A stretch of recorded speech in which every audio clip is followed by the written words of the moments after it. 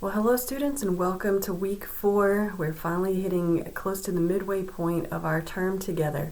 This week we'll be joining the conversation as you work on your literature review. And this is the most extensive part of the entire project that we'll be doing. So I want to encourage you to spend a little bit of time every day working on this final project. It's going to take a lot of hours, but don't worry, after you finish this week, the rest of our class time together is all downhill from this point.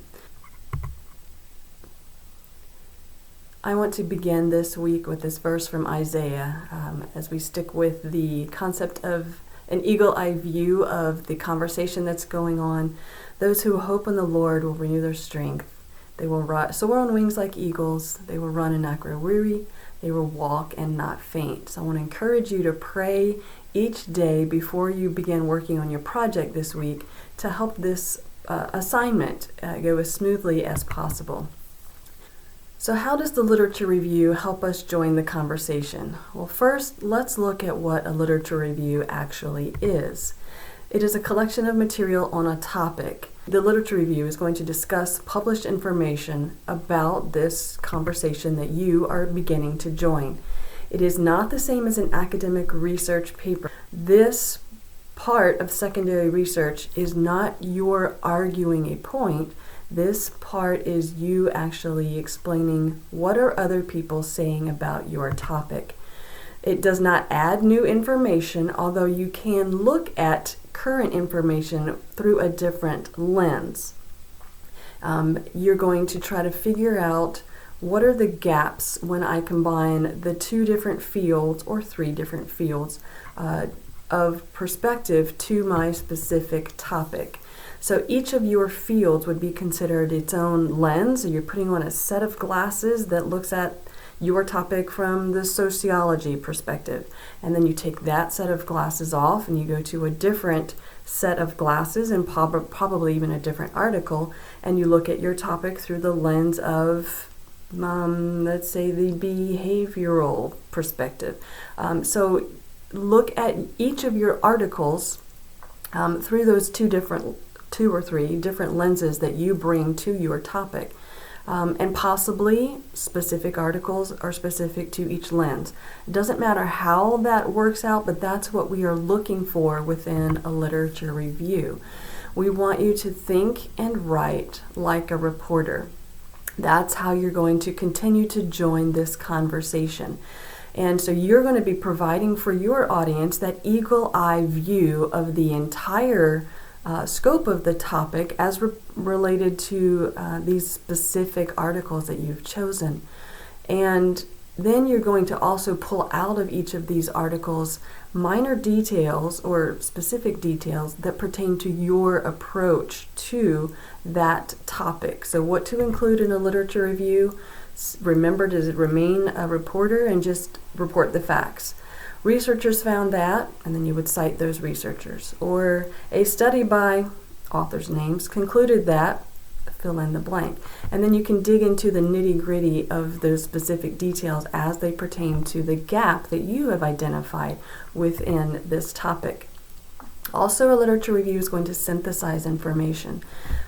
Synthesis, if you are like me and you're over 40, you would remember from the 80s that we had these things called synthesizers. Well, we now call them keyboards, but they were called a synthesizer because it took the various sounds of different instruments and it would put them all together to make a song. You could record different tracks. So that's synthesis. That's what you're going to be doing. I would suggest that you might want to consider using note cards to grab all of the ideas that you are finding in your research and say, oh, Article 1 talks about this aspect of my topic, and then Article 3 also talks about that same aspect. Do they talk about it similarly, or do they discuss it in different ways? And that'll help you try to organize your information, but we want you to put that information together, where you could say, Smith and Wesson discuss it this way, and Johnson and Wales concur. Both articles agree that, fill in the blank. Or maybe Smith and Wesson says this, however, Johnson and Wales bring it to light a new perspective. So synthesizing those ideas is part of what this literature review is going to do. And then, of course, as you need it, you're going to provide summary information of what the entire article said before, or maybe after, but usually before you get into the nitty-gritty of the details of the different articles. So how to combine summary and synthesis? I want to borrow this from UNC Chapel Hill. Their writing center says that a summary is a recap of the important information of the source, but a synthesis is a reorganization or reshuffling of that information. It might give a new interpretation of old material or combine new with old interpretations. And since we are putting on those various lenses of the different fields of study you are bringing to the table, that is exactly what you're going to be doing in your literature reviews. So, to best join the conversation, let's look at what other people have already done for literature reviews. And believe it or not, you already have this information. The sources that you have found, most of them, if they are academic, that initial portion of the source is going to be background information. It's not going to be called in your article literature review because that's not the way professional articles are written. However, most of that information is going to be written very similarly to what you would write, the way you would write a literature review. If you see lots of information that discusses the background of the topic and provides research about what other people are saying, that's a literature review. So if you have chosen academic sources, you already have sample literature reviews. You also have 2 sample papers, and that is in APA 7 style. So I suggest that you look at both of them. It's not 100% perfect, but it is a great paper for you to emulate. So I would suggest that you go back and look at the things that you have available. Then, of course, we want to know what not to have in your literature review. Don't just summarize each of your sources. That's like a book report that you did in elementary school. We want college level thinking.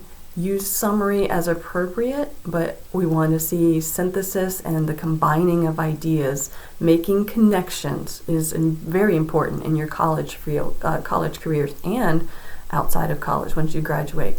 We don't want you to discuss information that has nothing to do with your topic. Now you can broaden out and let us know how extensive the topic is, but your focus is to narrow your perspective and our perspective as the audience. And of course we want you to avoid being verbose, avoid using improper grammar, and avoid not following APA formatting.